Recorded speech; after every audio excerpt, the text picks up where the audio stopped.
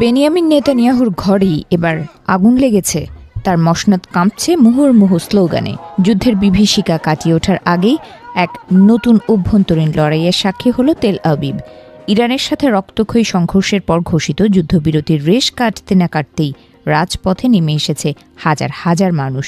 আদালতের বেঁধে দেওয়া জনসমাগমের সীমা উপেক্ষা করে ইসরায়েলের রাজপথ প্রকম্পিত হয়েছে সরকার বিরোধী স্লোগানে। রাজধানীর হাবিমা স্কোয়ারে তখন তিল ধারণের জায়গা নেই। যেখানে আদালতের নির্দেশ ছিল মাত্র ১,০০০ জনের, সেখানে আয়োজকদের দাবি অনুযায়ী সমবেত হয়েছেন প্রায় ১০,০০০ বিক্ষোভকারী। যদিও স্থানীয় গণমাধ্যমে এই সংখ্যা ২,০০০ বলে জানাচ্ছে, তবে জনসমুদ্রের গর্জন ছিল বাঁধ ভাঙা। বিক্ষোভের কেন্দ্রস্থলে মোতায়েন ছিল সীমান্ত পুলিশের অন্তত ১ ডজন ভ্যান। পাহাড়ের টিলা থেকে পুরো জনতাকে পর্যবেক্ষণ করছিল নিরাপত্তা বাহিনী। যে কোনো সময় সংঘর্ষের আশঙ্কা থাকলেও পুলিশ কিছুটা নমনীয় ভূমিকা পালন করেছে। তবে বাতাসের স্তব্ধতা বলে দিচ্ছিল পরিস্থিতি যে কোনো মুহূর্তে মোড় নিতে পারে অন্যদিকে।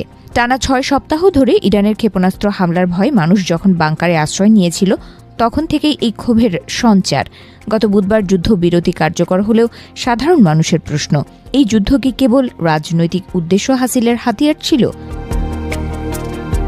বিক্ষোভের অন্যতম প্রধান সংগঠক অ্যালান লি গ্রিন মঞ্চে দাঁড়িয়ে কড়া ভাষায় আক্রমণ করেন বর্তমান সরকারকে।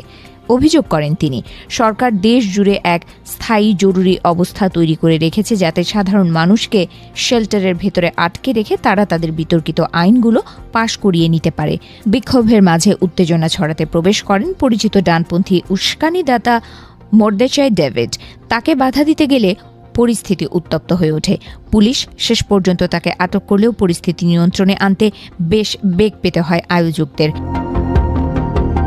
বিক্ষোভের মঞ্চে দাঁড়িয়ে হুদাস পার্টির নেতা আইমান ওদাহ বিরোধী দলগুলোর ওপর তীব্র ক্ষোভ উগরে দেন। তিনি বলেন, বর্তমান বিরোধী দল সরকারের কোনো নৈতিক বিকল্প হতে পারেনি। যুদ্ধের জন্য নয়, শান্তির জন্য ইহুদি আরব অংশীদারিত্ব আজ সময়ের দাবি। কেবল তেল আবিব নয়, আগুনে লেলিহান শিখা ছড়িয়ে পড়ে জেরুজালেম ও হাইফাতেও।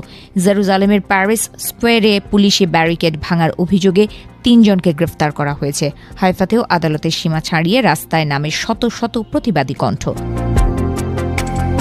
গত শুক্রবার সুপ্রিম কোর্ট জমায়েতের সংখ্যা সীমিত করার যে নির্দেশ দিয়েছিল তা জননিরাপত্তার খাতিরে। তবে আদালত এও বলেছিল যে নির্ধারিত সংখ্যা অতিক্রম করলেই পুলিশ যেন বল প্রয়োগ না করে, কারণ হাবিয়া স্কোয়ারের নিচেই রয়েছে বিশাল বোমা নিরোধক আশ্রয় কেন্দ্র। গত শনিবারের বিক্ষোভের স্মৃতি এখনও দগদগে। সেবার পুলিশ মাত্র ৬০০ জনের অনুমতি দিলেও জমায়েত বেশি